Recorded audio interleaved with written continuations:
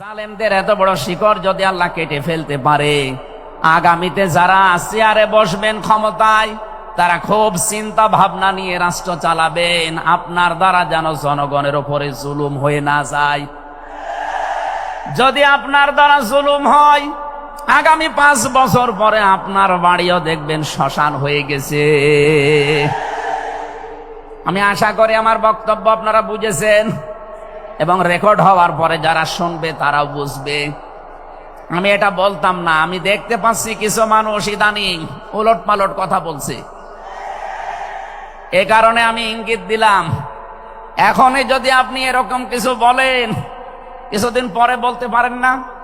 গতকালকে এক নেতা এটা জানিয়েছে যে 15 বছর তো কোরআনের অনুষ্ঠানে অনুমতি লাগতো, আমরা যদি আসতে পারি অনুমতি দেব না। আপনি এ কথা বলবেন আমরা জানি, তো কিছুদিন পরে বলতে পারলেন না, আগেই বলে দিলেন, মানুষ তো সব চিনি ফেলবে। এই জন্যে আমার মনে হয় আপনি ভুল করে ফেলেছেন। আপনি আস্তাগফিরুল্লাহ বা তওবা করে নেবেন, থুক্কু এরকম কিছু দিয়ে অন্তত ফিরে আসবেন যে না, এটা এখন আমি বলবো না, কিছুদিন পরে বলবো।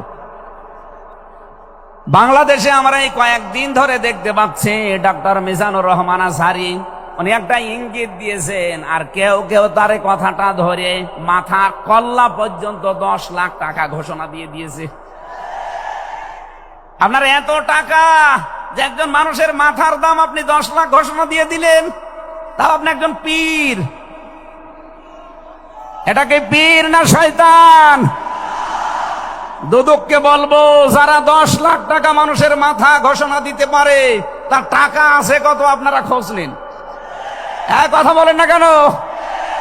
এই পীরগুলোকে আমরা মানুষকে 50,000, 5 লাখ, 10 লাখ টাকার কম্বল বিতরণ করতে দেখি না এই শীতে। তারা মানুষের মাথা চায় 10 লাখের বিনিময়ে। কি হয়েছে? সে একটা অসংলগ্ন কথা বলেছে, এই কারণে। আপনি 2 ঘন্টা কথা বলেন তো আমি আপনার 50টা ভুল ধরবো। আমরা 1.5 ঘন্টা 2 ঘন্টা কথা বলে একটা স্লিপ অফ টান হলে সেইটা নিয়ে এই যে কেরামান কাতিবিন উনি একটা কি বলতেছে বলে ফেলেছে। আরে ভাই, আমাদের বয়সই কত? আমার বয়স এখন 33, মিজান ভাই আমার 5 বছরের বড় মাত্র। এই সব মিলে নাই তার 38-40 বছর হবে। এখনো তো নবুয়তের বয়সে আমরা পাইনি। কথা বলে না কেন? নবীকে আল্লাহ 40 বছরের আগে নবুয়ত দেয়নি, আমরা তো সে বয়সে এখন মানে পার হতে পারিনি। 2-একটা কথা এদিকে ওদিকে হলে আপনারা মাথা 10 লাখ টাকা। মাথা কি এত ফ্রি? বলেন। কেউ কেউ অলরেডি আবার বলেছে এরা ধর্ম ব্যবসায়ী। এই কথা যেই লোকটা জানিয়েছে মিজানুর রহমান আজহারীর নাম নিয়ে যে এটা ধর্ম ব্যবসায়ী, আপনার ঈমান চলে গেছে। কারণ মিজানুর রহমান আজহারীর নামের আগে একজন আলেম লিখা আছে, আল উলামা ওয়ারাসাতুল আম্বিয়া, আলেমরা নবীর ওয়ারিস। এর কথা বলেন না কেন? অনেক বড় দায়িত্ব তার মাথার উপরে। আমি শুধু আয়াত বলে দিচ্ছি, বাড়ি যে মিলান, আমি বাংলাও বলবো না। সূরা নেসা 5 নাম্বার পারার 2 নাম্বার পৃষ্ঠার 11 নাম্বার লাইনের 34 নাম্বার আয়াত। আল্লাহ রাব্বুল আলামিন, বাংলা বলবো, আর রিজালু কাওয়ামুনা আলান নিসা, নেতা হবে পুরুষ, মহিলা নেতা হতে পারবে না।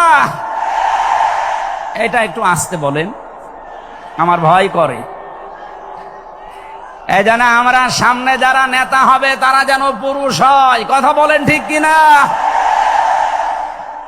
নবীজি জানিয়েছেন, লা ইউফলিহা কওমুন, ওই জাতি কখনো সফল হতে পারে না যে জাতির নেতৃত্বে কোনো মহিলা বসে আছে। আমার এই হাদিসটা 100% বিশ্বাস হয়। আপনাদের না 98 ভাগ? এই হাদিস 100% বিশ্বাস করেন কারা? দেখি লিল্লাহে তাকবীর। হ্যাঁ, দেখেন তো হাত তোলেনি কে? আলহামদুলিল্লাহ। ঠিক আছে, বসেন। চ্যানেলটি সাবস্ক্রাইব করে আমাদের সঙ্গেই থাকুন। সংগ্রামী তাওহীদি জনতা, এ পর্যায়ে আপনাদের সামনে মহাবিশ্বের মহাবিশ্বয় মহাগ্রন্থ আল কোরআন থেকে তাফসীর পেশ করার জন্য সবিনয় অনুরোধ করছি মুহতারাম মুফতি আমির হামজা। তাফসীর পেশ করছেন মুহতারাম মুফতি আমির হামজা। আসসালামু আলাইকুম ওয়া রাহমাতুল্লাহি ওয়া বারাকাতুহু।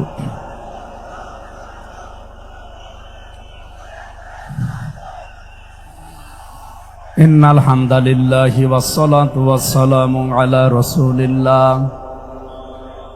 আম্মা বা'দ ফাউযু বিল্লাহি মিনাশ শাইতানির রাজীম। বিসমিল্লাহির রহমানির রহিম।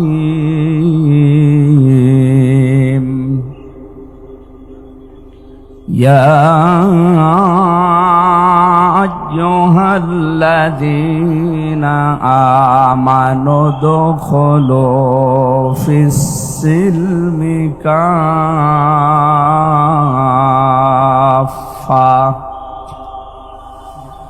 ওয়ালা তাত্তাবিউ খুতুওয়াতিশ শাইতান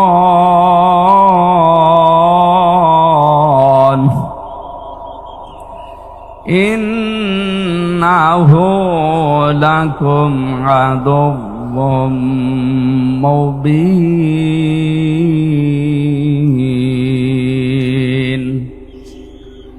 সাদাকতা ইয়া রাব্বানা। আন আবি সাঈদ খুদরি রাদিয়াল্লাহু তাআলা আনহু قال قال النبي صلى الله عليه وسلم আনা খাতামান নাবিয়্যিন লা নাবিয়্যা বা'দি ইলা আখিরিল হাদিস রাহু ইবনে মাজাহ। ওয়া ক্বালা তাআলা ফি শানি রাসূলি ওয়া মা যাদাহুম ইল্লা ঈমানা ওয়া তাসলিমা। আল্লাহুম্মা সাল্লি আলা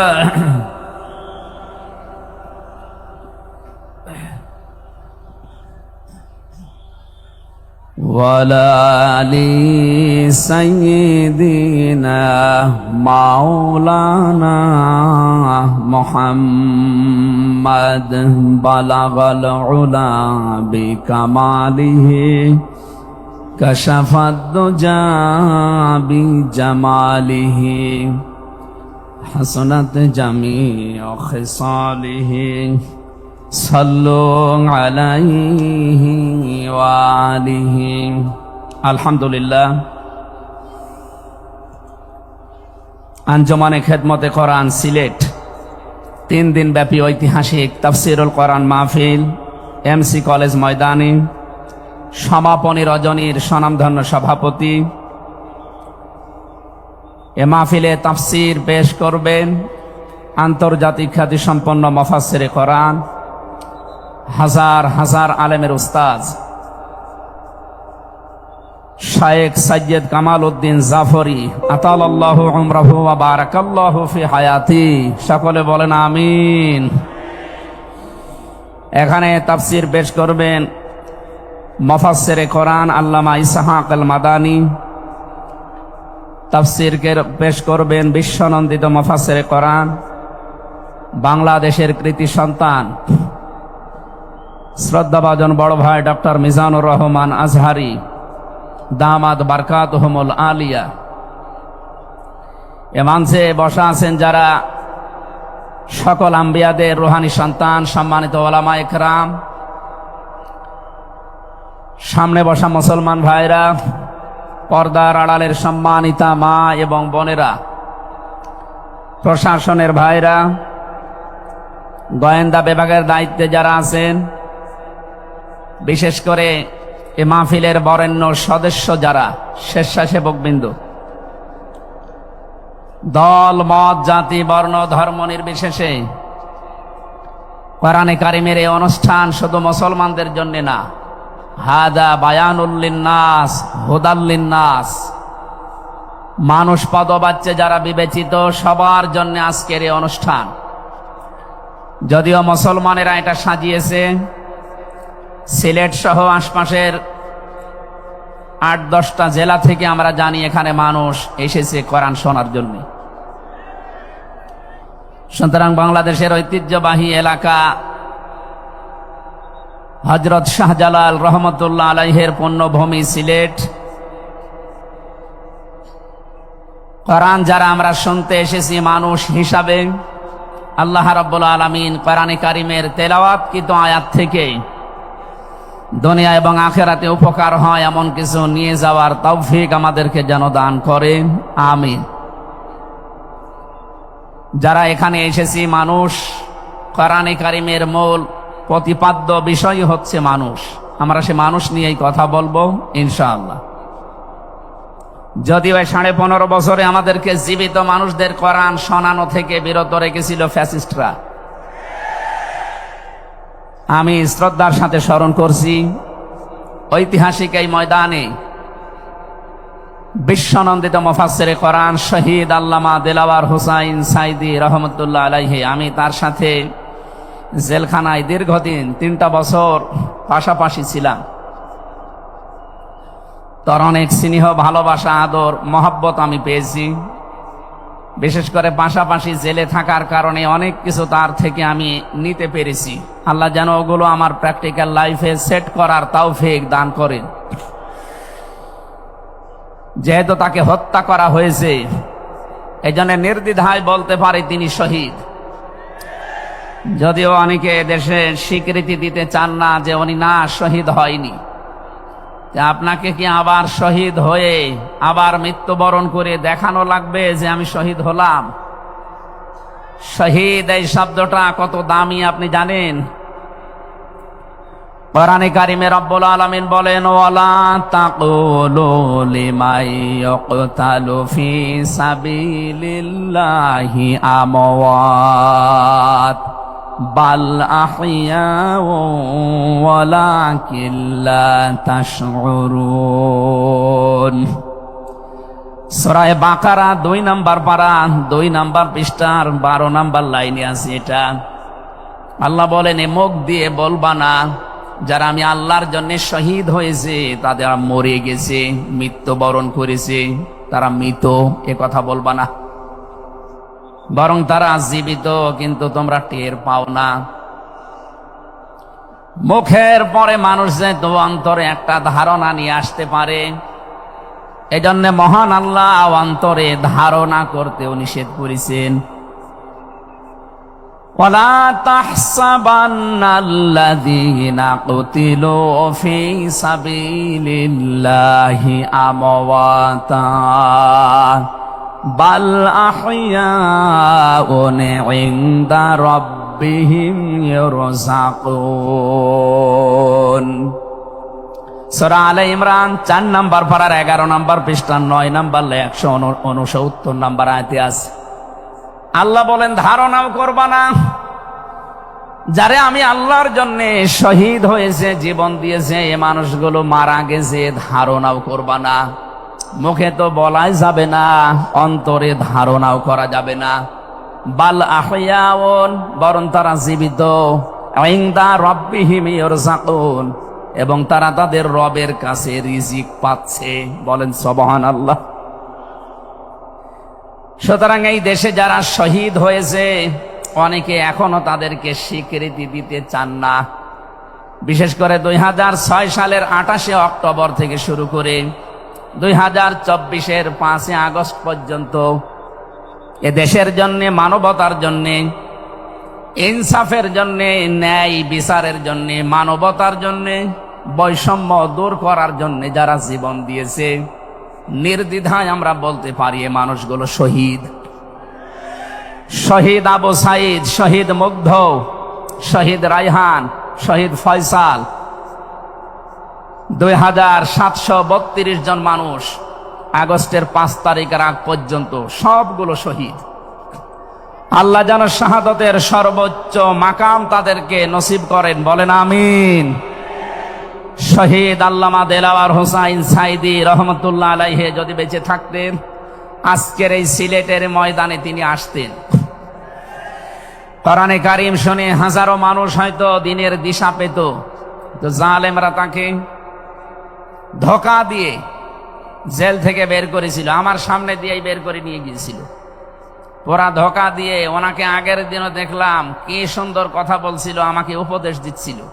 পরের দিন শুনলাম যে না, উনি অসুস্থ, পুরাটাই বানোয়াট। যে বলছে আপনি অসুস্থ, চলেন আপনাকে হাসপাতালে নিয়ে যাই, ওখান থেকে চিকিৎসার মাধ্যমে আপনাকে ছেড়ে দেওয়া হবে।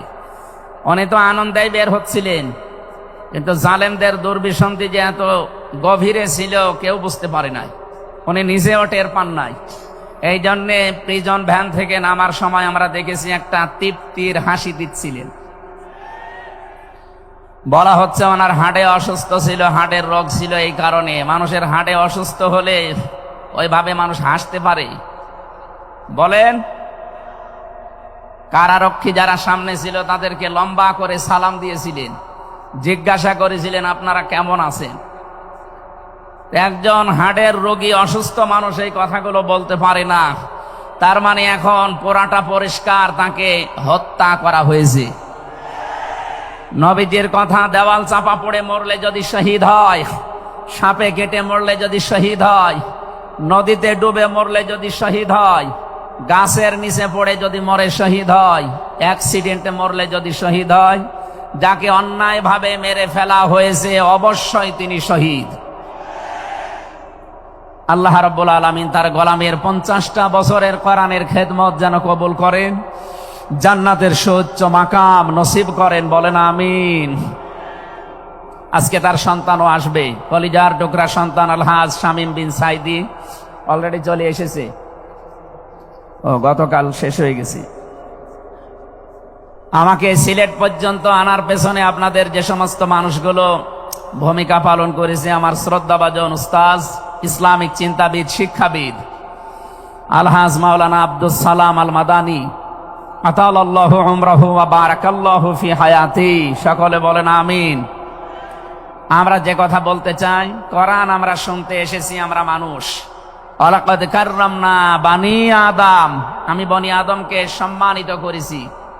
অথচ এই সম্মানিত সৃষ্টির অসম্মান করার জন্য এই 15.5 বছরে অনেকেই সিনিমিনি খেলছিল। আল্লাহ তাদের সমস্ত কাজকে নস্যাৎ করে দিয়েছেন। কোরআনের ভেতরে আমরা জেনেছি, কোন জালেম যদি চেয়ারে বসে তাহলে সর্বপ্রথম 2টা কাজ করে। সূরা নমলের 34 নম্বর আয়াতে আল্লাহ দলিল দিয়েছেন, ইন্নাল মুলুকা ইযা দাখালু ক্বরিয়াতান আফসাদুহা ওয়া জাআলু আ'ইজ্জাতা আহলিহা আযিল্লাহ ওয়া কাযালিকা ইয়াফআলুন। আল্লাহ পাক বলেন, জালেম যদি ক্ষমতায় বসে তার প্রথম কাজ হয় সে বিশৃঙ্খলা তৈরি করে জমিনে। আমরা দেখতে পেয়েছি 15.5 বছরে প্রায় 52টার উপরে বিশৃঙ্খলা তৈরি হয়েছিল। 2 নম্বরে ওয়াজাআলু আইজ্জাতা আহলিহা আযিল্লাহ, ওই দেশের যারা সম্মানিত নাগরিক, সম্মানিত মানুষ যারা, তাদেরকে সে অপমান করে, অপদস্থ করে। এই দেশের সবচাইতে সম্মানিত মানুষ যারা আমরা দেখতে পেয়েছি তারা আলেম, অথচ এই বাতিলের টার্গেটই ছিল আলেমরা।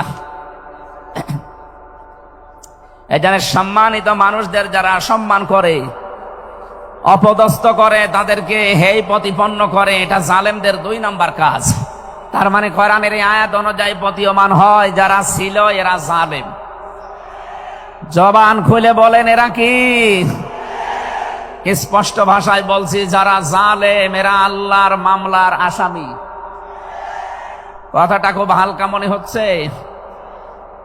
সূরা শূরা 25 নম্বর পারা 6 নম্বর পৃষ্ঠা 13 নম্বর লাইনের 42 নম্বর আয়াতে আছে, ইন্নামাস সাবিলু আলাল্লাযীনা ইয়াযলিমুনান নাস।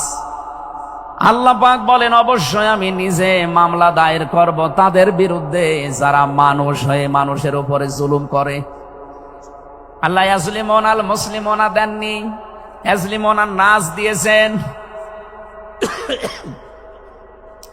ইয়াজলিমুন শব্দটা মোজারে, আরবি গ্রামার অনুযায়ী এটা বর্তমান, ভবিষ্যৎ, প্রেজেন্ট, ফিউচার, 2টা কাল নিয়ে শব্দ গঠন করা। তার মানে এখন যারা এ পৃথিবীতে মানুষ হয়ে মানুষের ওপরে জুলুম করছে, ভবিষ্যতেও যারা করবে তাদের কিছু পরিণতির কথা আমরা কোরআনে জেনেছি। রব্বুল আলামিন জানিয়েছেন সূরা নমলের 52 নম্বর আয়াতে, ফাতিলকা বুয়ুতুহুম খাবিয়াতাম বিমা যালামু। হে নবী, একটু তাকান জালেমদের এই বাড়ির দিকে। এই সেই ঘরগুলো, জুলুম করার কারণে ঘর আমি আজ পরিত্যক্ত বানিয়ে দিয়েছি, জনশূন্য করে দিয়েছি, উজাড় গৃহ বানিয়ে দিয়েছি। সিলেটবাসী, আয়াতটা যে কত বাস্তব, যদিও এটা লূত নবী আলাইহিস সালামের উম্মতদেরকে ইশারা দিয়ে আল্লাহ নাজিল করেছিলেন। তা আমার আয়াতটা পড়ার পর, ব্যাখ্যা বিশ্লেষণ দেখার পরে মনে হচ্ছে 2024 সালের 5 আগস্টের বিকাল বেলা আল্লাহ আবার নাজিল করেছেন। আল্লাহ যেন তার কুদরতি আঙ্গুল দিয়ে দেখাচ্ছেন, এই সেই ঘরগুলো খাবিয়াতান, আমি জনশূন্য করে দিয়েছি, পরিত্যক্ত বানিয়ে দিয়েছি, বিমা যালামু, জালেমদের জুলুমের কারণে। এর বাস্তব প্রমাণ আমি কুষ্টিয়ায় হানিফ সাহেবের বাড়িটা দেখতে পেয়েছি। বিকাল 5টা বাজতে বাজতে মানুষ বাড়ি না ইট পর্যন্ত রাখে নাই, পায়খানার প্যান পর্যন্ত খুলে নিয়ে চলে গেছে। এতটুকু আল্লাহ শেষ করেননি, এর পরের শব্দ আমাদের জন্য। আল্লাহ তাআলা জানিয়েছেন বিমা যালামু, জালেমদের জুলুমের কারণে ওই জায়গা পর্যন্ত আল্লাহ অভিশপ্ত বানিয়ে দেয়। বাংলাদেশের 630টা থানা কম বেশি প্রায় জায়গায় আমার যাওয়া হয়ে গেছে। আমি দেখতে পেয়েছি জালেমদের কোন চিহ্ন অন্তত এদেশে আর নেই। ফাকতিয়া দাবিরুল কওমিল্লাযিনা যালামু, আল্লাহ বলেন জালেমদের শিকড় কাটা হয়ে গেছে। কতিয়া এটা মজহুল, এর ফাইল বা কর্তা জানা নেই। আল্লাহ বলেন জালেমদের শিকড় কাটা হয়ে গেছে, কে কেটেছে জানা নেই। সারা দেশে জালেমদের বাড়ি ঘরগুলোর দিকে এখন একটু তাকান। আমি তো যেই কয়টার দিকে তাকালাম দেখি মানুষ 8-9 জন 10 জন করে যায়, কেউ এদিকে কেউ এদিকে কেউ এদিকে, সব মনে হচ্ছে জামাতবদ্ধ টয়লেট চলছে। আল্লাহ জালেমদের বাড়ি পর্যন্ত অভিশপ্ত এমনি করে নাই, আমাদেরকে শিক্ষা দিতে চেয়েছেন এটা। এদের এত বড় শিকড় যদি সমলে আমি উপড়িয়ে ফেলতে পারি, ইন্না ফি যালিকা লাআয়াতাল লিকাউমিন ইয়ালামুন। এখানে লামে তাকিদ আছে, এখানে কত আলেম বসে আছে, শব্দ শুরুই করেছেন আল্লাহ ইন্না দিয়ে, মাঝখানে লামে তাকিদ দিয়েছেন। আল্লাহ পাক বলেন অবশ্যই এর ভেতরে শিক্ষা আছে কাদের জন্য, যারা জ্ঞানী সম্প্রদায়। সুতরাং এটা যেহেতু রেকর্ড হয়, সারা বাংলাদেশে কালকে ছড়াবে। সবাইকে উদ্দেশ্য করে বলছি, জালেমদের এত বড় শিকড় যদি আল্লাহ কেটে ফেলতে পারে, আগামীতে যারা চেয়ারে বসবেন ক্ষমতায়, তারা খুব চিন্তা ভাবনা নিয়ে রাষ্ট্র চালাবেন, আপনার দ্বারা যেন জনগণের উপরে জুলুম হয়ে না যায়। যদি আপনার দ্বারা জুলুম হয়, আগামী 5 বছর পরে আপনার বাড়িও দেখবেন শ্মশান হয়ে গেছে।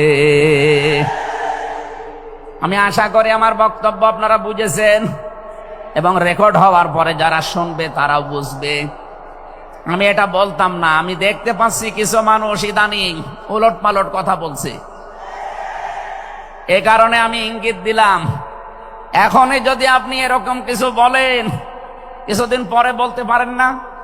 গতকালকে এক নেতা এটা জানিয়েছে যে 15 বছর তো কোরআনের অনুষ্ঠানে অনুমতি লাগতো, আমরা যদি আসতে পারি অনুমতি দেব না। তা আপনি এ কথা বলবেন আমরা জানি, তা কিছুদিন পরে বলতে পারলেন না, আগেই বলে দিলেন, মানুষ তো সব চিনে ফেলবে। এই জন্য আমার মনে হয় আপনি ভুল করে ফেলেছেন। আপনি আস্তাগফিরুল্লাহ বা তওবা করে নেবেন, থুক্কু এরকম কিছু দিয়ে অন্তত ফিরে আসবেন যে না, এটা এখন আমি বলবো না, কিছুদিন পরে বলবো। মানুষকে আল্লাহ সম্মান দিয়েছেন, সেই মানুষের উপরে যারা জুলুম করে তারা আল্লাহর কেসের আসামি। পুলিশের কাজে বাধা দেন, পুলিশ বাদী মামলা হবে। আর যারা মানুষ হয়ে মানুষের উপরে জুলুম করে তারা আল্লাহবাদী মামলার আসামি। আল্লাহ কিন্তু ইয়াজলিমুন আল মুসলিমুনা দেননি, যে মুসলমানদের উপরে যারা জুলুম করে ইয়াজলিমুন আর নাস দিয়েছেন। বলেন তো হিন্দু কি মানুষ না? আরো আসতে বলেন। এই যে বাইরের দেশের যে সমস্ত আন্তর্জাতিক রিপোর্ট গুলো আছে, ভয়েস অফ আমেরিকা এবং মাইক্রোসফট, সব খ্রিস্টানরা ইহুদিরা এরা চালায়। এরা রিপোর্ট দিচ্ছে সারা বিশ্বের 257টা দেশের ভেতরে সবচাইতে নিরাপদে সাম্প্রদায়িক সম্প্রীতি নিয়ে বাস করছে বাংলাদেশের মানুষ। অথচ এই 54 বছর মিথ্যাচার করে বিশ্বের মোড়লদের কাছে আমাদেরকে অনেকেই কালার করার চেষ্টা করেছে। তারা এতদিন মানুষকে শুনিয়েছে বাংলাদেশে সংখ্যালঘু নির্যাতন হয়, এটা দাহা মিথ্যা কথা। যারা এটা ছড়িয়েছেন সারা বিশ্ব তাদেরকে এখন ধিক্কার দিচ্ছে, ঘৃণা জানাচ্ছে। তারা বলছে এই বাংলাদেশ নিয়ে যারা মিথ্যাচার করছে ওদের জন্মটাই মিথ্যার উপরে। আপনি মাইক্রোসফট দেখেন, তারা রিপোর্ট দিয়েছে সারা বিশ্বের সবচাইতে বেশি মিথ্যা তথ্য ছড়ানো হয় ভারতে। আমি নাম নিতে চাইছিলাম না, বেরিয়ে গেছে। ওদের নাম আমার নিতে মনে বলে না। আমি ঘৃণা করি ওদের উগ্রপন্থী কিছু মানুষকে। হিন্দু ভাইরা আমাদের শত্রু না, কিছু উগ্র আছে যারা জঙ্গি, ওরা এই নামটা মুসলমানদেরকে দিয়েছে। অথচ সবচাইতে বড় জঙ্গি এই উগ্র হিন্দুরা। এদের কারণে আজ হিন্দু সমাজেরও বদনাম হয়ে যাচ্ছে। পরিষ্কার কথা শোনেন বাংলার মানুষেরা, একটা মুসলমানকে যদি আঘাত করেন একটা গুনাহ হবে, কোন অমুসলিমের গায়ে হিন্দুর গায়ে যদি আঘাত করেন ডবল গুনাহ হবে। একটা জুলুমের গুনাহ আর একটা আমানতের খেয়ানত করার গুনাহ। তারা আমাদের কাছে আমানত না, কথা বলেন না কেন? অথচ 15.5 বছরে আমরা আমানতের অনেক খেয়ানত করে ফেলেছি। আগামীতে এই খেয়ানত হবে না ইনশাআল্লাহ। বিশ্ব ইসলামী আন্দোলনের সর্বজন শ্রদ্ধাভাজন নেতৃত্বে যিনি আছেন, আপনাদের সিলেট বিভাগের কৃতি সন্তান, উনি অলরেডি জানিয়ে দিয়েছেন এদেশে যদি ইসলাম আসে সবচাইতে বেশি নিরাপদে থাকবে অমুসলিমরা। এই জন্য গাইবান্ধায় দেখলাম একটা অনুষ্ঠানে, তার আগে একজন হিন্দু পুরোহিত ঠাকুর বক্তব্য দিচ্ছিল যে এই দেশে আগস্টের 5 তারিখের পর থেকে সবচাইতে বেশি নিরাপদে আছি আমরা অন্য ধর্মের লোকেরা। আমরা একথা বিশ্বাস করি, যদি দেশে ইসলাম আসে সবচাইতে বেশি নিরাপদে থাকতে পারবো আমরা। এই জন্য তারাও মনে প্রাণে ইসলাম এদেশে কায়েম হোক এটা চাচ্ছে। বলেন আলহামদুলিল্লাহ। এই জন্য হিন্দুরা আমাদের শত্রু না। আল্লাহ বলেন যারা মানুষ হয়ে মানুষের উপরে জুলুম করে, অত্যাচার করে, এরা আমি আল্লাহর মামলার আসামি। যারা বিশ্বজিৎকে হত্যা করেছেন তিনি আমার সাথে জেলখানায় 3 বছর ছিল, সে ফাঁসির মামলার আসামি। এখন 30 বছর তারা জেল খাটা লাগবে, যাবজ্জীবন জেল হয়ে গেছে। শাওন ছেলেটার নাম, বাড়ি খুলনা, আমাকে মাঝে মাঝে এই তালিকা করার জন্য আসতো, আমাদের রাইটার ছিল। এসে আবার কাছে কান্নাকাটি করে বলতো, হামজা ভাই জীবনে যা ভুল করেছিস। এই বিশ্বজিৎ ছেলেটা বারবার আমাকে বলছিল যে কিসের জামাত ইসলাম, কিসের শিবির। ভাই আমি তো মুসলমানই না। আপনার যদি বিশ্বাস না হয় তো আমি কাপড় চোপড় খুলি, তারপরও আমরা তারে মানি নাই। কপের পরে কপ দিয়ে জায়গায় শেষ করে দিয়েছি। এখন এই যে আমার মা বাবা আমার আর পরিচয় দেয় না, এমনকি আমার যাদের কথা মতো এই কাজ করেছিলাম তারাও আর কোনো খোঁজ খবর নেয় না। 30টা বছর এখন আমার জীবন থেকে নষ্ট হয়ে যাচ্ছে। উনি আমাকে জানিয়েছিলেন, এই জন্য আমি বললাম। উনি বলেছে আপনি বাইরে যদি যেতে পারেন জনগণকে সতর্ক করবেন, কেউ যেন কারো উস্কানিতে পা দিয়ে অন্তত জীবনটা নষ্ট করে ফেলে না ফেলে। এই জন্য এই মেসেজটা পৌঁছালাম। অনেকে উস্কানি কিন্তু দিচ্ছে। আগস্টের 5 তারিখের পর থেকে উস্কানি আরম্ভ হয়েছে বাংলাদেশকে বিশৃঙ্খল করার জন্য বিভিন্ন কায়দায়। একটাও হালে পানি নেয়নি, এখন আবার অন্য একটা নতুন ফর্মুলা আরম্ভ করেছে, এইটাও হালে পানি নেবে না ইনশাআল্লাহ। সুতরাং যারা পালিয়ে গেছে তাদের উস্কানিতে পা দিয়ে যদি এই দেশে কেউ বিশৃঙ্খল পরিবেশ তৈরি করতে চান, একটু গোপালগঞ্জের দিকে আপনি মাঝে মাঝে তাকাবেন। পেছনে কিভাবে লাল করে দিয়েছে প্রশাসন দেখেননি? ওই সময় সন্তান গোপালগঞ্জ থেকে ঢাকায় আসলে, বসে আসলে 300 টাকা, দাঁড়িয়ে আসলে 1000 টাকা। কি অবস্থা করেছিল, এটা দেখেও আপনার শিক্ষা হয় না। এই জন্য আমি সতর্ক করছি, আগামী থেকে আমরা যেন কারো উস্কানিতে পা দিয়ে বিশৃঙ্খল পরিবেশ তৈরি করে দেশটা অন্তত নৈরাজ্যের স্বর্গরাজ্য আমরা তৈরি করে না ফেলি। আল্লাহ যেন আমাদেরকে তৌফিক দেন কথা মেনে নেওয়ার, বলেন আমিন। তাহলে যারা মানুষ হয়ে মানুষের উপরে জুলুম করেছে তারা মামলার আসামি কার? আরো জোরে বলেন কার? বৈষম্য বিরোধী ছাত্র আন্দোলনে যারা 9টা দফা দিয়েছিল, আমি কোরআনে কারিমের সাথে প্রায় 6টা দফা পেয়েছি। সূরা নাহালের 90 নম্বর আয়াতে 6টা আছে, আর বাকি জায়গা থেকে তারা আরো 3টা নিয়েছিল। তারা প্রথম যেটা নিয়েছে, ওই ওয়ান জাস্টিস, আমরা ন্যায় বিচার কায়েম করতে চাই, এটা আল্লাহ 1500 বছর আগে জানিয়েছেন। সুবহানাল্লাহ বলতে পারেন নাই? আমরাও তো চাই এদেশে ন্যায় বিচার কায়েম হোক, কথা বলেন ঠিক কিনা? আর কোরআনে কারিম ছাড়া ন্যায় বিচার কায়েম করা সম্ভব না। আমান আমিলা বিহি ওজেরা আমান হাকামা বিহি আদালা। যদি কেউ আমল করে কোরআনের, তাকে আল্লাহ পুরস্কার দেবে।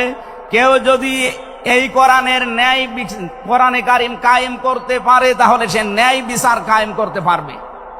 সুতরাং এদেশে যারা শহীদ হয়ে গেলেন জীবন দিয়ে, তাদের যে উদ্দেশ্য, এ উদ্দেশ্য যেন সামনে সফল হয়, আমরা সবাই সেই চেষ্টায় থাকবো ইনশাআল্লাহ। সতর্ক করছি এ কারণে, 1628 জন মানুষ দায়িত্বে ছিলেন বাংলাদেশে, ডাইরেক্ট ইনডাইরেক্ট মিলে। এরা আমরা যতদূর দেখতে পেয়েছি, আমার জেল জীবনের 3টা বছর ফাঁসির কন্ডেম সেলের ভেতরে আমি দেখেছি বাস্তবতা। এই 1628 জন কম বেশি এরা জুলুমের সাথে জড়িত। কেউ সরাসরি জালেম, কেউ জালেমের দোসর। কথা বলেন, জালেমরা টার্গেট কার? আরো জোরে। এজন্য আপনারা আল্লাহর মামলার আসামি। বাদী যত বড় হয়, মামলা তত কঠিন হয়। আমাদের মামলা, আলেমদের মামলার বাদী সব ছিল সরকার, এই জন্য আলেমদের কোনো জামিন নেই। আমার মামলা 30 বারের উপরে উঠেছে, সিএমএম কোর্ট, জজ কোর্ট, হাইকোর্ট মিলে। জামিন হবে না, কারণ আমার নামের আগে আলেম আছে। আমার নামের আগে যদি লয়দের কি গোয়া থাকতো, আমি 3 বছর না 3 দিনও আমার জেলে থাকা লাগতো না। আমাকে ধরার পরে তারা অফার দিয়েছিল, যা যা বলতে বলি এইগুলো শুধু বলবেন, কালকে আপনাকে আমরা ছেড়ে দেব না। এত মিথ্যা কথা বলা আমার দ্বারা সম্ভব না। বলে তাহলে যান। এই যে দিয়ে দিল, ন্যায় বিচার কায়েম হচ্ছে দেশে, এই কথা তারা মানুষকে শোনাতো। পুরাটাই চলেছে 15.5 বছরে, পুরা অবিচার আর অন্যায়। এই জন্য যারা আল্লাহর মামলার আসামি, আপনি ভাবতে পারেন বিষয়টা কত বড় বিষয়। আল্লাহ নিজে মামলার বাদী, নিজে বিচারপতি, নিজে রায় দেবেন। এই জন্য জালেমদের একুলো শেষ, অকুলো শেষ। মানুষ হিসাবে আমরা মানুষকে সামনে সম্মান দিয়ে চলবো ইনশাআল্লাহ। দরুদ আর সালাম পড়ছি আমাদের নবী, মানবতার মহান শিক্ষক মুহাম্মদুর রাসূলুল্লাহ সাল্লাল্লাহু আলাইহি ওয়াসাল্লামের প্রতি। বিশ্ব নবীকে আল্লাহ পড়া কোরআন শরীফে, এই যে কোরআনের যে আয়াত পড়লাম আমরা, সূরা বাকারার 208 নম্বর আয়াত আমরা তেলাওয়াত করেছি। এ কোরআনে কারিম পড়তে হলে প্রতিটি অক্ষর, 29টা অক্ষর আমরা আছে জানি আরবি, প্রতিটি অক্ষর দিয়ে নবীজিকে আল্লাহ ডাক দিয়েছেন একটা সুন্দর এবং উত্তম নাম নিয়ে। বিশ্ব নবীকে আল্লাহ আলিফ দিয়ে জানিয়েছেন আহমদ, তিনি প্রশংসিত। বা দিয়ে আল্লাহ জানিয়েছেন আমার নবী বাশির, তিনি সুসংবাদদাতা। তা দিয়ে আল্লাহ জানিয়েছেন আমার নবী মুত্তাকি, তিনি পরহেজগার। সা দিয়ে আল্লাহ পাক জানিয়েছেন আমার নবী মুদ্দাসসির, তিনি কম্বলওয়ালা। জিম দিয়ে আল্লাহ জানিয়েছেন আমার নবী জামিল, সুন্দর। হা দিয়ে আল্লাহ জানিয়েছেন আমার নবী হামিম, অন্তরঙ্গ বন্ধু। খ দিয়ে আল্লাহ জানিয়েছেন আমার নবী খাতামান নাবিয়্যিন, শেষ নবী। এভাবে বলতে বলতে সর্বশেষ অক্ষরে যে দেখবেন ইয়া, আল্লাহ জানিয়েছেন ইয়াসিন। বলেন আল্লাহু আকবার। তাফসিরে কাবীর আল্লামা ফখরুদ্দিন রাজি রহমতুল্লাহ আলাইহি এই সিন শব্দের তিনি 5টা ব্যাখ্যা দিয়েছেন। তিনি লিখেছেন সিন মানে সাজ্জিদুল আলামিন, সিন মানে সাজ্জিদুল বাশার, সিন মানে সাজ্জিদুল কাওনাইন, সিন মানে সাজ্জিদুল আম্বিয়া, সিন মানে সাজ্জিদুল মুরসালিন। এক একটা শব্দের ভেতরে হাজার হাজার কথা তিনি দিয়েছেন। আমি একটা বলছি, সিন মানে সাজ্জিদুল আলামিন। শুধু আলম না, আলামিন বহু বচন। এই পৃথিবীতে 257টা রাষ্ট্র আছে।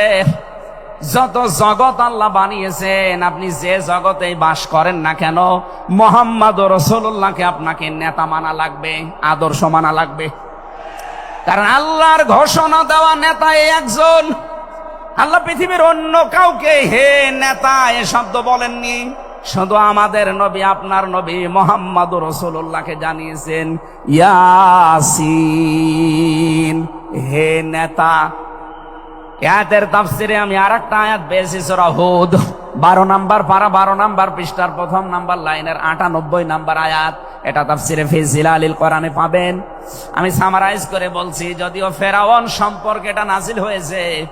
সাইয়্যিদ কুতুব রহমাতুল্লাহ আলাইহি তাফসির করতে গিয়ে তিনি লিখেছেন, যেই নেতা জাহান্নামে যাবে কিয়ামতে, ওই দলের নেতার যত অনুসারী আছে, যত মানুষ তাকে অনুসরণ করত, সব অনুসারীরা তার সাথে জাহান্নামে যাবে। এটা বাংলাদেশের সাথে খুব দরকার, এই জন্য আমি সতর্ক করলাম। আপনার বিবেকের কাছে প্রশ্ন করে এটা নেতা নির্বাচন করবেন, এটা দুনিয়ার বিষয় হলে আমি বলতাম না, এটা আখিরাতের সাথে রিলেটেড। যার নেতা ঠিক নেই, ওই নেতা যদি জাহান্নামে যায়, ইয়াকদুমু কওমাহু ইয়াওমাল কিয়ামাতি ফাআওরাদাহুমুন নার ওয়া বিইসাল বিরদুল মাওরুদ। জোরে বলেন আল্লাহু আকবার। সিলেটবাসী, সারা বাংলাদেশ এখন আমার সামনে, এটা দেখতে পাচ্ছেন না, সারা বাংলাদেশে ছড়াইয়া যাচ্ছে। যাদের নেতা ঠিক নেই, আদর্শ ঠিক নেই, এক্ষুনি আপনি তওবা করে ঠিক করবেন। সত্যি বলছি, যাদের নেতা ঠিক নেই, ওই নেতা যদি জাহান্নামে যায়, আল্লাহর কসম আপনাকে ওর সাথে জাহান্নামে যাওয়া লাগবে। নেতৃত্ব দেওয়ার জন্য গুণ বললাম কয়টা? বলেন বলেন। আপনি সূরা বাকারার 247 নম্বর আয়াতটা দেখবেন। ক্বালা ইন্নাল্লাহা আসতাফাহু আলাইকুম ওয়া যাদাহু বাসতাতান ফিল ইলমি ওয়াল জিসম ইলা আখিরি আয়া। আল্লাহ নিজে জানিয়েছেন, এই পৃথিবীতে কেউ যদি নেতৃত্ব দিতে চায়, তার 1ম নাম্বারে জ্ঞান লাগবে। জোরে বলেন, কি লাগবে? আপনি যাকে মেনে চলেন, যার না নেতৃত্ব মানেন, বলেন তো সে জ্ঞানী আপনার দৃষ্টিতে মনে হয়? যে লোকটা কথা বলতে পারে ঈদুল ফিতরের জানাজার নামাজ আগামীকাল অনুষ্ঠিত হবে, ওর জ্ঞান কেমন আপনি টের পাচ্ছেন না? এই কথা বলে না কেন? এই জন্য নেতৃত্ব সামনে কেউ দিতে চাইলে তাকে জ্ঞানী হওয়া লাগবে, আসমানের জ্ঞানী হওয়া লাগবে। যাবতীয় জ্ঞান, জাগতিক জ্ঞান তো লাগবেই, মাস্ট বি। এইটার জ্ঞান লাগবে। কোনটার বলেন? 2 নম্বরই আমি বেশি নেতা হওয়ার জন্য লাগবে। কেউ যদি সীমা লঙ্ঘন করে, কথাবার্তায় কাজে কামে, সে নেতৃত্ব দেওয়ার যোগ্যতা হারিয়ে ফেলে। এটা সূরা শুআরার 152 নম্বর আয়াতে পাবেন। বাংলাদেশে আমরা এই কয়েকদিন ধরে দেখতে পাচ্ছি, ডক্টর মিজানুর রহমান আজহারি উনি একটা ইঙ্গিত দিয়েছেন, আর কেউ কেউ তার কথাটা ধরে মাথার কল্লা পর্যন্ত 10 লাখ টাকা ঘোষণা দিয়ে দিয়েছে। আপনার এত টাকা যে একজন মানুষের মাথার দাম আপনি 10 লাখ ঘোষণা দিয়ে দিলেন, তাও আপনি একজন পীর। এটাকে পীর না শয়তান? দুদককে বলবো, যারা 10 লাখ টাকা মানুষের মাথা ঘোষণা দিতে পারে, তার টাকা আছে কত আপনারা খোঁজ নিন। কথা বলেন না কেন?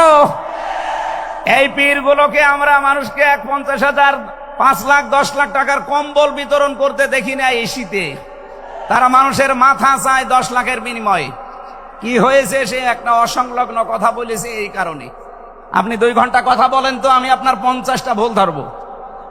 আমরা 1.5 ঘন্টা 2 ঘন্টা কথা বলে একটা স্লিপ অফ টান হলে সেইটা নিয়ে এই যে কেরামান কাতিবিন উনি একটা কি বলতেছে বলে ফেলেছে। আরে ভাই আমাদের বয়সই কত? আমার বয়স এখন 33, মিজান ভাই আমার 5 বছরের বড় মাত্র। সব মিলে নাই তার 38-40 বছর হবে।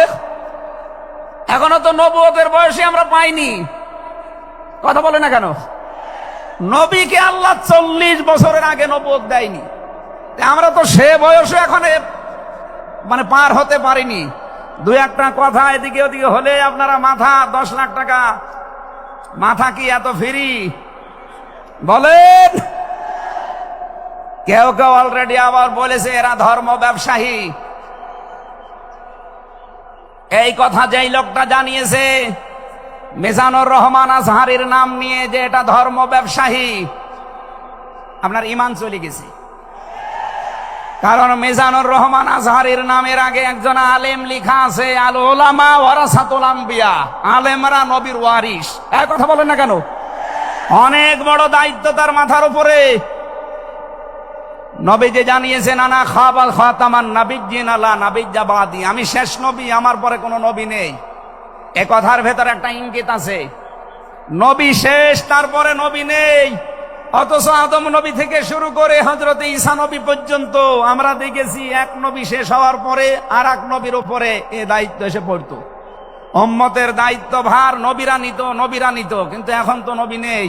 যেহেতু ওনার ঘোষণা আমার পরে আর কোনো নবী নেই, আমি শেষ নবী, এই হিসাবে নবীজি জানিয়েছেন আল উলামা ওয়ারাসাতুল আম্বিয়া, আমি থাকবো না কিন্তু আলেম থাকবে, এরাই আমার ওয়ারিস, এরাই আমার স্থলাভিষিক্ত।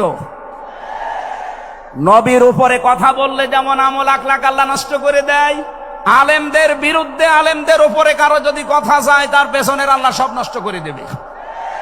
অহুম লা ইয়াশউরুন, কখন যে নষ্ট হয়ে যাবে আপনি টেরও পাবেন না।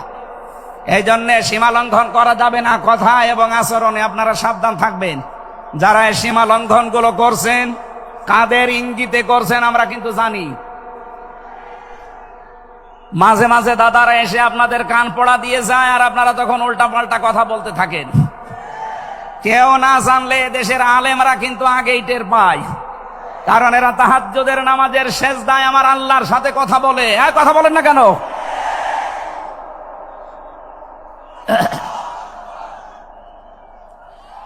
ঠিক আছে, এই জন্য যারাই যা কথা বলবে না কেন, কারো কান পড়ায় কান দিয়ে সীমা লঙ্ঘন করবেন না। আমি আশা করি কি বোঝাতে চাই আপনি বুঝেছেন। নেতৃত্ব দিতে হলে সীমার ভেতরে থাকবেন। 3 নম্বরে আমি পেয়েছি সূরা কাহফের 28 নম্বর আয়াতে যে গাফেল হওয়া যাবে না যারা নেতা হবে। অথচ এই দেশে আমরা দেখি এই 54-53 বছরে যারা নেতৃত্ব দিয়েছে অধিকাংশ গুলোই গাফেল। আল্লাহর এই কোরআন সম্পর্কে তারা গাফেল, মানবতার সম্পর্কে তারা গাফেল ছিল।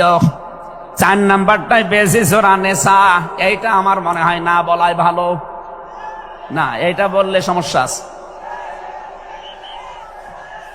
আমি শুধু আয়াত বলে দিচ্ছি, বাড়ি যে মিলান আমি বাংলাও বলবো না। সূরা নিসা 5 নাম্বার পারার 2 নাম্বার পৃষ্ঠার 11 নাম্বার লাইনের 34 নাম্বার আয়াত।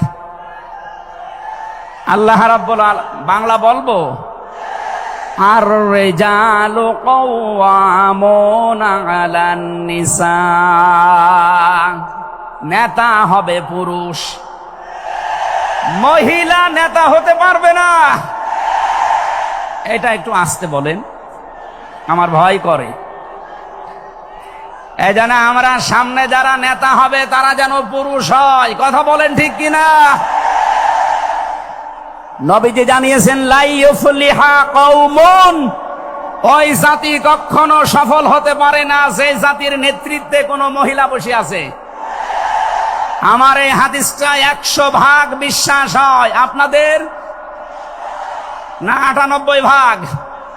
এই হাদিস 100% বিশ্বাস করেন কারা? দেখি লিল্লাহে তাকবীর। এই দেখেন তো, হাত তোলেনি কে? আলহামদুলিল্লাহ। ঠিক আছে, বসেন বসেন বসেন, তাফসীর মাহফিলে বসেন।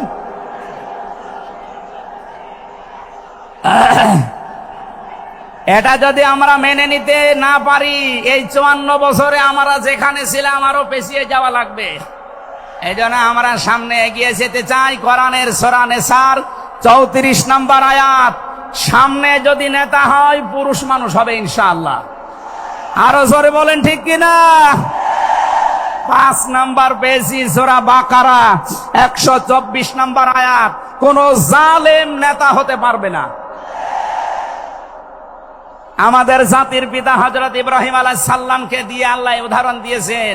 আপনি সূরা বাকারার 124 নম্বর আয়াতটা পড়ে নেবেন। সুতরাং যারা জালেম হবেন সামনে তাদের নেতৃত্বে আসার দরকার নেই, আপনি ভিক্ষা করে খান।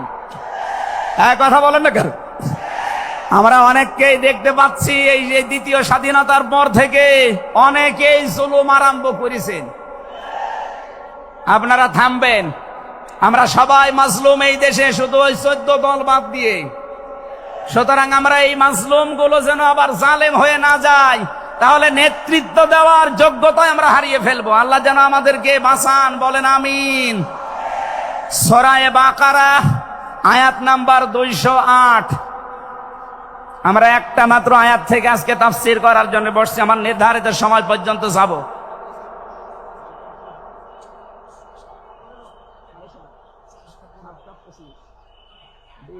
ঠিক আছে, জবান খুলে দিয়ে আগে পড়ে না, আউযু বিল্লাহি মিনাশ শাইতানির রাজিম, বিসমিল্লাহির রহমানির রহিম, ইয়া আইয়ুহাল্লাযীনা আমানু দুখুলু ফিস সিলমি কাফা। এ পর্যন্ত থাক। যেহেতু ডক্টর মিজানুর রহমান আজহারি আর 20-25 মিনিট পরে চলে আসবে, এই জন্য আমরা এ পর্যন্ত থাক। 3 ভাগের 1 ভাগ আমরা পড়লাম। সূরা বাকারা আল্লাহ তাআলা ডাক দিয়েছেন ইমানদারকে। কাকে বলেন তো? আমরা ইমানদার না বেঈমান? ঈমান আনার আগে একটা কাজ করা লাগে। আল্লাহর ঘোষণা, ফামাই ইয়াকফুর বিত-তাগুত ওয়া ইউমিন বিল্লাহ। কেউ যদি ঈমান আনতে চায় তার প্রথম কাজ হবে সে যেন তাগুত ছেড়ে দেয়। এদিকে কি মানুষের চাপে, মানুষের চাপে এগুলো হচ্ছে নাকি? আপনারা একটু ধৈর্য ধরেন। আসলে এনাদের তো আর জায়গা নেই, আর কোথায় পাবে জায়গা? এখানে শুনলাম আসার আগে 8 থেকে 10 লাখ মানুষের ওনারা ব্যবস্থা করেছে। এরপরও বাইরে যে অবস্থা দেখলাম, কমপক্ষে 15 থেকে 16 লাখ মানুষ আজকে এই সিলেটের ময়দানে এসেছে কোরআন শোনার জন্য। আলহামদুলিল্লাহ। সম্মানিত ভাইরা, আমরা যেটা বলতে চাচ্ছি, ঈমান আনার আগে আল্লাহর নির্দেশ যে তাগুত ছেড়ে দাও, তাহলে ফাকাদ ইসতামসাকা বিল উরওয়াতিল ওয়াসকা, এমন একটা মজবুত রশি ধারণ করতে পারবা, লাং ফিসামা লাহা, যা ছিঁড়ে যাবে না। এ বাংলাদেশ সহ বিশ্বে আমরা যারা ঈমানের দাবি করি, অনেকে তাগুত ছেড়ে না দিয়ে ঈমান এনেছি। এজন্য বিপদ আসলে ঈমান আর টেকে না। পক্ষান্তরে যারা তাগুত ছেড়ে দিয়ে ঈমানের দাবি করতে পেরেছে, এই মানুষগুলোর ঈমানের যত পরীক্ষা হয় তাদের ঈমান তত মজবুত হয়। শহীদ আল্লামা দেলাওয়ার হোসাইন সাঈদী তার 1 নম্বরে প্রমাণ। কথা বলেন না কেন? 13টা বছর জীবনে একটা ঘরে কাটিয়েছে, তারপরও তিনি মাথা নত করেন নাই। কারণ তাগুত ছেড়ে দিয়ে ঈমান এনেছিলেন। তাগুত ছেড়ে না দিয়ে যদি ঈমান আনতেন তিনি টিকে থাকতে পারতেন না। আমি বহু মানুষ জেলে দেখেছি, বহু আলেমকে দেখেছি, তারা টিকে থাকতে পারে না, আল্লাহকে পর্যন্ত দোষারোপ করে। ডক্টর শফিকুল ইসলাম মাসুদ, দেলাওয়ার হোসেন শিবিরের সাবেক সভাপতি, নাম নিয়ে বলছি এই কারণে, এই মানুষগুলো ঈমান এনেছিল তাগুত ছেড়ে দিয়ে। দেলাওয়ার ভাইকে তার গরম করে লজ্জাস্থানে ঢুকিয়েছে, পুরুষাঙ্গ নষ্ট করে দিয়েছে। 57 দিন লোকটা রিমান্ডে ছিল, তারপরও টলাতে পারে না জালেমরা। কিন্তু যারা ঈমান এনেছে তাগুতের সাথে মিল মহব্বত রেখে, আপনি তাকান, আগস্টের 5 তারিখের পরে তারা অনেকেই বেঈমান হয়ে গেছে। জাতীয় মসজিদের সাবেক ইমাম, কথা বলে না কেন? 5 তারিখের পরে পালিয়েছে, পৃথিবীর ইতিহাস পাল্টিয়ে দিয়েছে। জাতীয় মসজিদের ইমাম পালিয়ে যায়, এটা একটা লজ্জা না? এমপিরা নাই পালিয়ে গেল, তা আপনি কেন পালাবেন? কিছুদিন পরে জোর করে এসেছিল ইমামতি আবার করব, জনগণ জুতা দিয়ে পিটিয়েছে। পরের দিন স্ট্যাটাস দিয়েছে, জনগণ জুতা দিয়ে পিটিয়েছে, তাই কি আমার গায়ে লাগেনি। মানুষ কত নিচে নামতে পারে। তার বাবা তো একজন ভালো মানুষ ছিল, একজন আলেম ছিল, তো কি এসেছে আল্লাহ জানে। একটা জালেমাকে সে নাম দিয়েছে কওমি জননী। এই নামটা যেই দিন দেয় সেদিন জেলখানায় ওনার নামে বদদুয়া হয়েছে। মাওলানা মামুনুল হক সহ যত আলেম ছিল আমরা এক জায়গায়, ওনারা বলছিল যে করলো কি হেফাজত ইসলামের 13 সালে এতগুলো মানুষ হত্যাকারী যার হাতে রক্ত লেগে আছে, আর সেই লোকটাকে নাম দিয়ে দিল কওমি জননী। আমাদের মাথা কাটা গেল।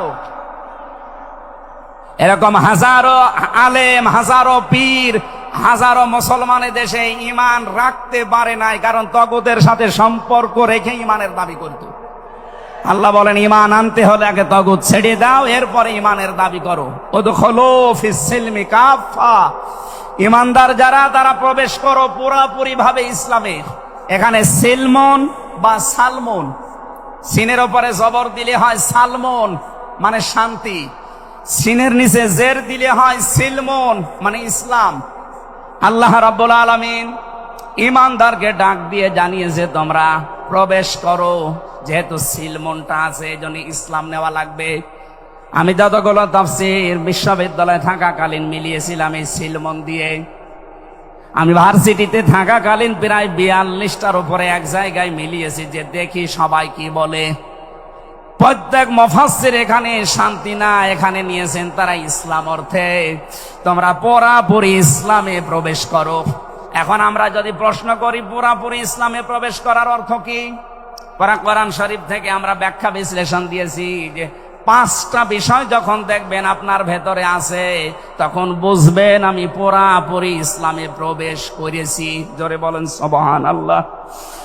আমি তাফসীর থেকে যে নোটগুলো নিয়ে এসেছি তার 1 নম্বরে আপনি যখন দেখবেন যে আপনি আত্মসমর্পণ করে ফেলেছেন, 2 নম্বরে আপনার ভেতরে ইখলাস তৈরি হয়েছে, 3 নম্বরে আপনার বিশুদ্ধ আকীদা তৈরি হয়ে গেছে, 4 নম্বরে আপনার চরিত্র উন্নত হয়েছে, 5 নম্বরে আপনার লেনদেনের স্বচ্ছতা এসেছে।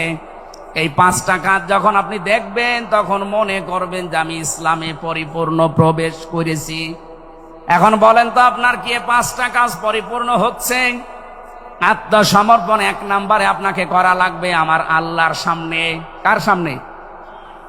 এটা দেখিয়েছেন আমাদের জাতির পিতা হযরত ইব্রাহিম। ইদ ক্বালা লাহু রাব্বুহু আসলিম ক্বালা আসলামতু লিরাব্বিল আলামিন। সূরা বাকারা 1 নাম্বার পারা 19 নাম্বার পৃষ্ঠা 7 নাম্বার লাইনের 131 নাম্বার আয়াতে আছে। এটা ইবনে কাসিরে পাবেন। আল্লাহ পাক বলেন আত্মসমর্পণ করো। উনি গাছের মাথায় বসে কোড়াল দিয়ে কাঠ কাটছিলেন, ডাক দিয়ে বলে মাবুদ এখানে বসে আত্মসমর্পণ করব কি করে?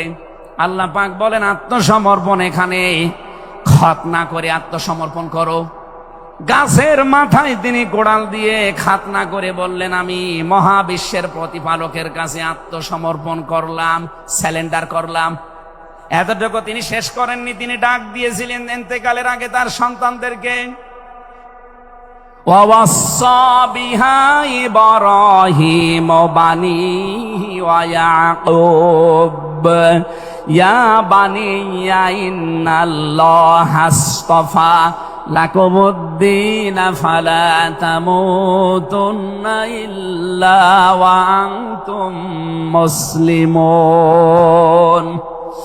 হযরত ইব্রাহিম আলাইহিস সালাম এবং ইয়াকুব এই 2 জন নবী ইন্তেকালের আগে তার সন্তানকে যা ডাক দেন, হে আমার কলিজার টুকরার সন্তানেরা, ইন্নাল্লাহা আসতাফা, অবশ্যই আল্লাহ তোমাদের জন্য মনোনীত করেছেন লাকুমুদ্দিন, একটা দিনকে, ফালা তামুতুন্না ইল্লা ওয়া আনতুম মুসলিমুন, মৃত্যুবরণ করবা না যতক্ষণ মুসলমান হতে না পারো। এবার আসেন তো ইব্রাহিম আমাদের জাতির পিতা, হযরত ইয়াকুব আলাইহিস সালাম তাদের সন্তানদেরকে ইন্তেকালের আগে নসিহত করলেন যে তোমাদের জন্য আল্লাহ একটা দিন মনোনীত করেছেন। কি মনোনীত করেছেন? দিন কি? এ রাতের পরে যেটা আসবে ওই দিন। বলেন বলেন। কবরে গুরুত্বপূর্ণ যে প্রশ্নগুলো তার ভেতরে এটা একটা, মা দীনুকা, দিন কি? এটা যদি আপনি ক্লিয়ার হতে না পারেন, কবরে যে প্রশ্নের জবাব দিতে পারবেন না। এজন্য এই বিষয়টা নিয়ে বিস্তারিত আমাদের জানা শোনা দরকার। দিন বলতে আল্লাহ নিজে আবার ব্যাখ্যা দিয়েছেন। দিন কি জানো? ইব্রাহিম নবী যেটা, ইয়াকুব নবী যেটা তার সন্তানদেরকে বারবার ওসিয়ত করছিল ইন্তেকালের আগে, আল্লাহ তোমাদের জন্য একটা দিনকে মনোনীত করেছেন। সেই দিন হচ্ছে ইসলাম। জোরে বলেন সুবহানাল্লাহ। ইন্নাদ-দীনা ইনদাল্লাহিল ইসলাম। অবশ্যই আমি আল্লাহর কাছে মনোনীত একটাই দিন আছে, তার নাম, আরো জোরে বলেন।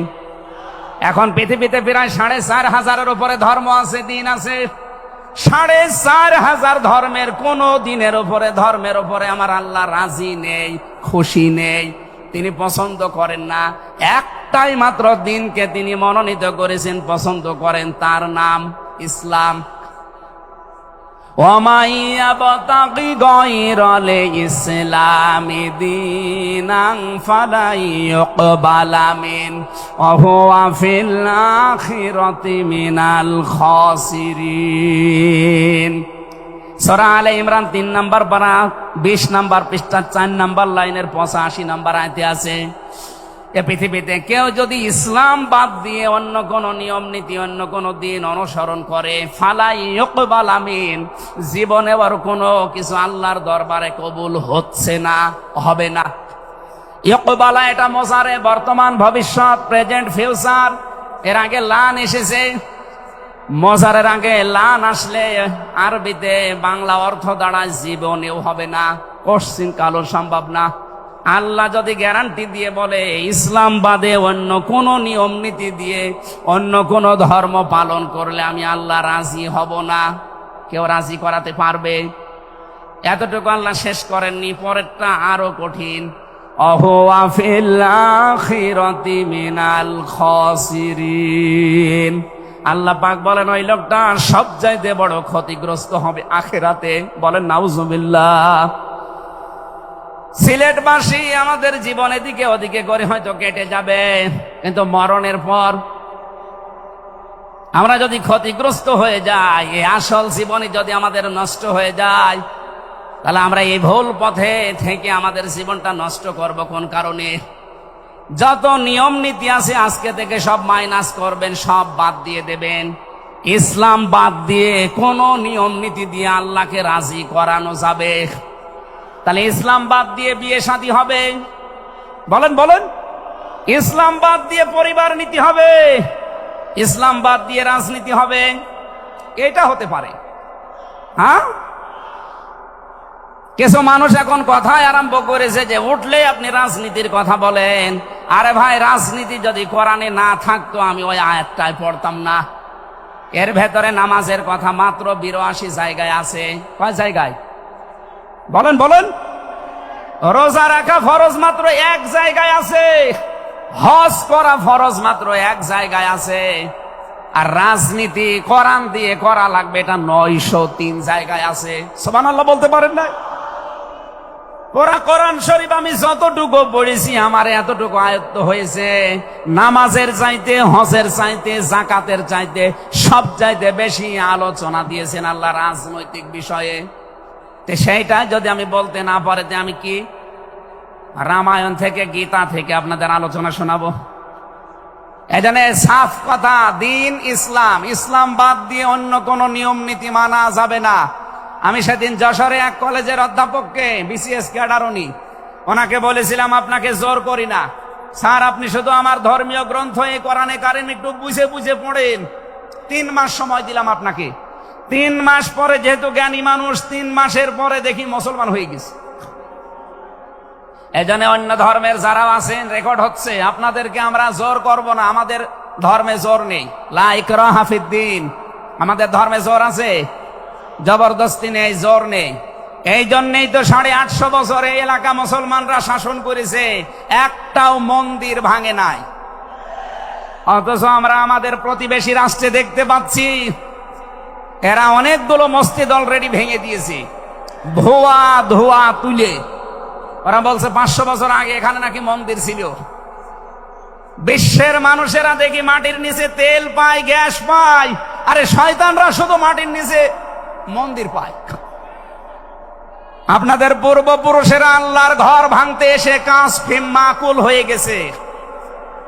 আমরা দেখতে পাচ্ছি আগামীতে আল্লাহর ঘর মসজিদগুলো ভেঙে দেওয়ার কারণে আল্লাহ নিজে কিন্তু প্রতিশোধ নেবে। কাসফিম মাকুল আপনাদেরও বানিয়ে দেবে ইনশাআল্লাহ। এজন্য প্রতিবেশী হিসাবে সতর্ক করলাম, যদি ভালো লাগে মেনে নিন, ভালো না লাগলে নিজের পায়ে নিজে কোড়াল লাগান। আমার কথার অর্থ বোঝেননি?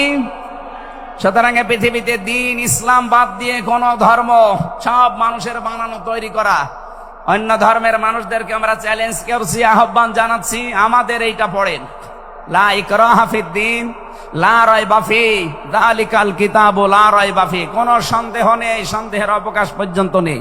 এখানে আসেন, যদি মনটা আপনার ভালো থাকে, টনি বেলারের শালিকা লরেন বুথকে যেভাবে হেদায়েত দিয়েছে আপনাকেও দিতে পারবে ইনশাআল্লাহ। সেই আহ্বান রেখে এখনো যেহেতু 4টা অর্থ ছিল, আপনি যে ইসলামে প্রবেশ করেছেন তার দ্বিতীয় অর্থ আপনি দেখবেন যে আপনার ভেতরে ইখলাস আছে কিনা। আপনি কি লোক দেখানো কাজ করেন না আল্লাহর জন্য করেন, এইটা দেখবেন। 3 নম্বরে আপনার আকীদা শুদ্ধ আছে কিনা।